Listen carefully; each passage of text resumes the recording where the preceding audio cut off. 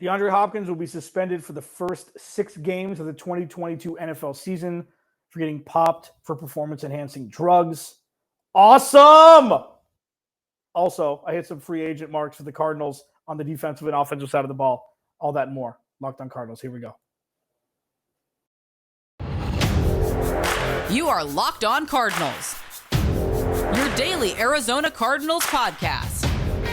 Part of the Locked On Podcast Network, your team every day.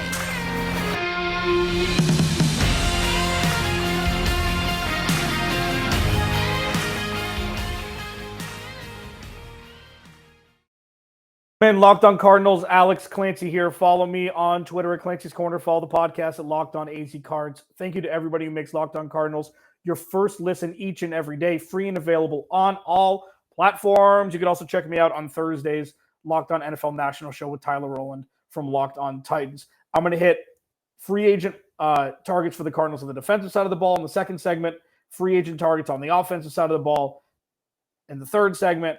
But first, DeAndre Hopkins has been suspended the first 6 games of the 2022 NFL season for performance-enhancing drugs.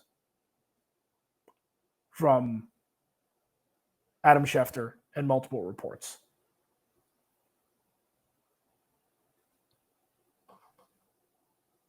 Damn it. Damn it. This is a big blow. I'm recording this as that news came out. Okay. Full disclosure, pulling the curtain back. I'm recording this on Monday, May 2nd at 1:08 p.m. Okay. So all the information we have right now is he's being suspended. There's a couple things that I thought of right when this came down, which was not 6 minutes ago. From Adam Schefter and others. Number one, who's going to be the wide receiver 1 for the Cardinals? Is it automatically going to be Hollywood Brown, or is AJ Green going to have a better feel for this offense? Is he going to be trusted more than Hollywood Brown right away? Not because, obviously Kyler Murray and he have the background, but he's going to be more in tune with this offense. And Hollywood Brown's just going to have an offseason. Number one. Number two, did the Cardinals know this was coming before they traded for Hollywood Brown? Is that why they gave a first-round pick for him? I don't know. I don't know that answer. But it seems kind of serendipitous that right when they make this blockbuster trade, they give up a first-round pick. They, in essence, in my opinion, somewhat overpay for Hollywood Brown. And then DeAndre Hopkins gets suspended for PEDs, 3 days later. Did they overpay a little bit just to get Kyler Murray's guy because they knew this was coming? I don't know. I don't know that answer. What I do know is the Cardinals are immediately behind the 8 ball going into 2022. What I do know is the Cardinals immediately need to implement the offensive game plan that they're going to have set after trading for Marquise Brown and then drafting Trey McBride in an effort to keep this team afloat until DeAndre Hopkins comes back. I also know they need to bolster this defense now, immediately. They need to bolster this defense immediately. Because without one of the best wide receivers in the league for the first third of the season, the defense needs to hold his weight as well. And as of right now, there are too many holes for them to do that. So Steve Keim needs to get on the horn. He needs to bring in some veteran guys, and he needs to look at what this roster. We need to have an idea of what this roster is going to look like come 2022, probably much sooner than expected. Because now it's survival mode for the first 6 weeks of the season. And that's not to say they can't go 4-2. That's not to say they can't go 5-1. We don't know what the schedule is going to look like. But what we do know is one of the best receivers in the NFL is not going to be on the field for the first 6 weeks of the season due to getting popped for performance-enhancing drugs. Damn it. Damn it. That's really all I got. because we don't know a whole lot right now. We don't know what the game plan is going to be. What we do know is there's holes on this roster that needs to be filled predominantly on the defense, and they need to be filled immediately to level out the dip in offensive production that's going to come with DeAndre Hopkins not being on the field. Alex Clancy, Locked On Cardinals. I'm going to segue right into free agent targets for the Cardinals on the defensive side of the ball. Next segment. Now important more than ever. Alex Clancy, Locked On Cardinals. First, betonline.net. BetOnline.net continues to be your number one source for all your betting stats and sports info. Find all the latest sports developments, league reviews, and news, including this year's basketball playoffs and the start of the Major League Baseball season. BetOnline is your continued source for all your sports wagering information, from live betting to playoffs, esports, and more. Head to the website or use your mobile device to learn more about the trends in action. BetOnline, where the game starts. Final segment, Locked On Cardinals. Alex Clancy here. Follow me on Twitter at Clancy's Corner. Follow the podcast at Locked On AZ Cards. Thank you for making Locked On Cardinals your first listen each and every day, free and available on all platforms. That sounded monotone. I mean it. I appreciate it. I do. Like my main job today has been taking me for a loop-de-loop. I always get excited bringing this dude on. Trevor Sycamore from Pro Football Focus joined me yesterday, and he didn't have very positive things to say. I see him as like a Mr. Rogers in this world.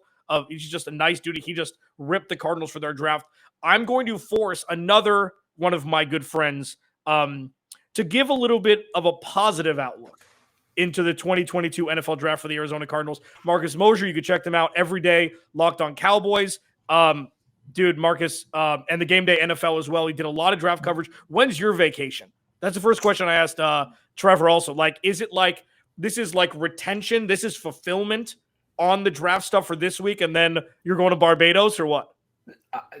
What's a vacation, man? We do the Locked On podcast. We do podcasts literally every day. There's no such thing as a vacation. That's true.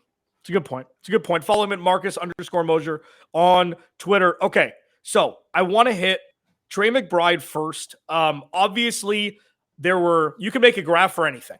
You can make a graph for best value, best get, which is where the Cardinals were on top of getting Trey McBride at 55. I feel like a tight end, it's wide receiver heavy now. Obviously, with how much wide receivers are making in second contracts, you want to hit your nut with a guy that you can draft in the draft to have him, under player control and rookie scale contract for the first 4 years. Trey McBride drops to 55, can block, can pass catch. He's more George Kittle than Travis Kelce. Mm-hmm. Tell me why Trey McBride will make an immediate impact on this roster, sans DeAndre Hopkins, for the first 6 weeks of the 2022 season.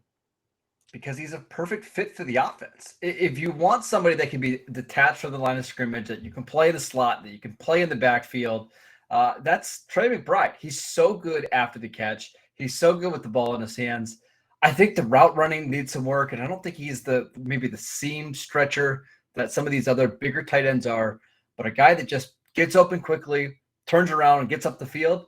I think that's perfect for Kyler Murray. I think he's like the younger version of Zach Ertz. So I love this value here. Now, I also like that they don't necessarily have to play him right away. They can have him learn behind Zach Ertz and kind of ease him in. But I think by 2023, this is your starting tight end. Yeah, and you know what? It is a good thing. It's like, when you get a puppy when your dog is 8 years old. Like, you're not getting a puppy when your dog is 3 years old, which is what happened in Philly with Dallas Goedert and Zach Ertz. Like, Zach Ertz was the workhorse between the 20s. Dallas Goedert was the favorite in the red zone for Carson Wentz, much of the chagrin, I would assume, of Zach Ertz. Two tight end set is not something that Kliff Kingsbury is usually done before in the air raid. It's not really a tight end friendly setup, even though Zach Ertz came in and made waves immediately. He had a 45-yard touchdown catch and run within the first 2 weeks. Like, oh man, this is going to work here. And as you mentioned, they're going to play him as a wide receiver and line him up as a tight end. I mean, we're looking at a 6'4" athlete if we're playing 2003 NCAA football? Yeah, I think that's exactly what he is. But I still think his best role is, have him not be in press coverage, have him on the move, use him, before the snap, have him, behind the line of scrimmage, and then flip him the ball. I think you got to be creative with him because I think he is so good after the catch. You mentioned George Kittle off the top. I think that's the comp here, right? If he hits the ceiling, I think you're getting a George Kittle type player. Well, and you hope that it's going to be the storyline of the George Kittle. I think they were both in the third round, right? Him and Kelce. third or fourth. I can't remember. Kittle was in the 5th round. He was late. But Wow. yeah, I mean, but we see these guys all the time. They fall outside of the 1st round. As long as you can get them in the right scheme and you find ways to use them, they can be really successful. At Locked On Cowboys, at Locked On Dynasty, at the Game Day NFL. This dude's one of the busiest men in show business. Marcus Mosher, before we move to the 3rd round, guys, because that's really what Steve Keim loves to do is draft rookies and put them into impactful situations before they're ready. Marco Wilson last year, maybe he'd be the 3rd corner instead of arguably the 1st corner when Byron Murphy's a little bit hobbled and Malcolm Butler retires and then unretires unceremoniously. Can I tell you my favorite pick, by the way, for the Cardinals? Yeah. I actually have a story that goes along with it. Please tell me that first before I ask you. Absolutely. Jesse Luketa, okay. The linebacker they took in the 7th round. So way back ago, like in the 2017, used to be a social studies teacher up in Erie, PA. Whoa. Just so happened that Jesse was one of my students up there. I know him very well. We watched a ton of film together. We helped him pick out some colleges to tour. This is somebody that Cardinal fans are going to love. So you look at the 40-yard dash time, rate of 4.89. The problem is people don't know that he hurt his hamstring warming up, and his agent told him not to run. He wanted to go out there and compete anyways. Ran a 4.89, which is really disappointing. This is somebody who, in pre-draft training process, was training with Micah Parsons, was training with Brandon Smith, was running like in the low 4.6s, played linebacker, played edge, played a million special team snaps. He's going to have a role right away for the Cardinals. Fantastic. That's the stuff that you get here on the Locked On Podcast Network, man. Social studies, baby, one of the worst subjects for me in perpetuity growing. I don't care. I don't know anything about it, and that just my teachers and I never saw eye to eye, but I'm glad that you had that little ditty for me. That's killer. Because listen, Steve Keim, there haven't been a lot of 6th round flyers that have worked. I mean, they drafted, Benjamin in the 7th. He's seen touches, and now he was homegrown at ASU, but there hasn't been that story. There hasn't been that San Francisco 49ers find a guy every year that's a 6th round pick, 5th or 6th round pick that plays meaningful snaps. Steve Keim is pretty much devoid of that. It's difficult. It's dart throws, but these are college athletes that, so tell me, so do you think he's going to make the roster? Like, do you think this is a guy that will not be a practice squad guy? He's going to make the roster come week 1. Without a doubt. I mean, going into or after the Senior Bowl, which he played really well there, Jim Nagy called him one of the best players at the Senior Bowl. He was getting top 100 grades from Lance Zierlein, Dane Brugler. And then once the combine happened and they had the hamstring injury, that's when we kind of saw his stock fall off. But there was a lot of people around the league that thought 2nd, 3rd round pick because of the versatility. Again, 3 years as an off-the-ball linebacker before transitioning to edge this year because they literally had nobody else that they could play there. So, yeah, I think he'll make the roster. He'll play special teams right away, and he can back up a couple spots. And I think in a multiple defense, I think that's a really good guy to have as your 4th or 5th edge. That's killer. Because you know what? You know what the Cardinals need? Bodies in the linebacker room. They need bodies. And they need, like, the reason why, I had issues with trading for Hollywood Brown, and we're not, this is a positive segment here. So, but the issues I had were interior defensive line. It was stop the quarterback, stop the run, protect Kyler Murray. Those were my 3, mandates for the Cardinals going into the draft. They didn't address any of them, nor corner for that matter. Until later rounds. The apple of my eye in the 2nd round was packaging 155 and moving up ahead of Baltimore and taking David Ojabo, because that's a guy, a transcendent defensive talent that's going to be a guy for 10 years, barring any sort of contractual things. Now with Trey McBride, they've shifted. Kliff Kingsbury era. Steve Keim is the master overcorrector. Steve Wilkes to Kliff Kingsbury, all defense in the 1st round. The last 2 years, now it's all offense. Can these 3rd round guys, can Cam Thomas, who is, I know he's flexible, I know he can play a lot of positions, and Majai Sanders is going to play, I think, hand in the dirt outside. In the guys make impacts right away. Are these project guys that are going to be thrust into action maybe a little bit sooner than they're ready for? I've got my doubts about Sanders, but I really like Cam Thomas. It seems it's a very similar story to Jesse Luketa. He got invited to the Senior Bowl, but couldn't do anything due to an injury. and that killed his stock. Like, he was getting legitimate first round buzz, at the end of the college football season, and to fall to the third round, I think that's just excellent value. This is somebody who can stop the run. He's long, he plays really hard, and the production is off the chart. So yeah, I think that's somebody, if he doesn't start, is going to play a lot of snaps as a rotational edge. You can kick him inside on passing situations. I already think he's a significantly better player than Zach Allen because he's just far more athletic. So I do expect him to play right away. Yeah, there is nothing. The Cardinals are not short of athleticism in the linebacker group. I mean, Isaiah Simmons and Zaven Collins are freak athletes in completely different ways. I'm hoping that they're going to move Isaiah Simmons a little bit more outside, a little bit more of a Hassan Reddick role, because Hassan Reddick could fit in Isaiah Simmons' pocket. And the fact that they waited 4 years to move Hassan Reddick to his natural role, Isaiah Simmons as a pass rusher, I mean, what more could you want out of a pass rusher? I know he's a little bit lighter. Like, he's not a guy like, a 320-pound offensive lineman are going to push him around, but he's so fast. He's so smart. He's got great hands. I just don't know. So one last question before I get you out of here. Marcus Mosher, at Mosher on Twitter, every day, Locked On Cowboys, free and available on all platforms. Is Locked On Dynasty every day also? It is. Me and Kate Magic do 2 days, and Matt and Ryan do 3 days. Killer. Yeah, Locked On Dynasty and that at Game Day NFL. In a vacuum, with the acquisition of Hollywood Brown, not for need, just in a vacuum of players drafted, what grade would you give the Cardinals, including giving up their first-round pick and getting another one for Hollywood Brown in the third round?